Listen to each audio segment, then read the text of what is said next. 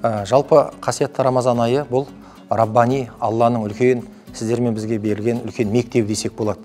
Яғни бұл Рамазан айы сізбен біздің рухани тұрғыда тәрбиеленетін, рухани тұрғыда жоғары жетістікке жететін үлкен Алланың берген бізге мүмкіндігі. Әлбетте Рамазан айында әрбір мұсылман таң сәріден күн батқанға дейін Рамазан айының оразасын ұстаумен қатар күнделікті жақсы ізгі амалдармен күнін өткізеді. Көбірек мына көпшіліктің, қоғамның мүддесі, көпшіл адамдардың пайдасына көбірек жұмыс жасайтын болса сауап болады.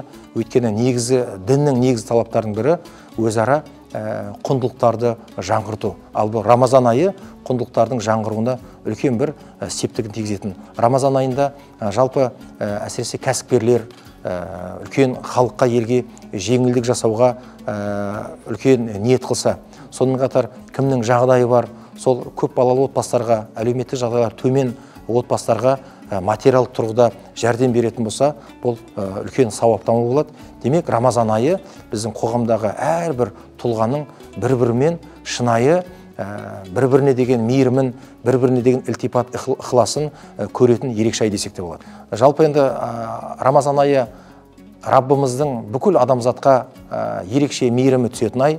Біз Астана қаласындағы бүкіл қауымға Алланың екі дүниенің жақсылығын нәсіп етсін деп тілейміз. Рамазаннан Рамазанға төрт көзіміз түгел, еліміздің тұғыры биік, елімізді Алла Тағала әртүрлі сынақтардан, апаттардан аман күйде жете беруді Алла баршамызға нәсіп етсін.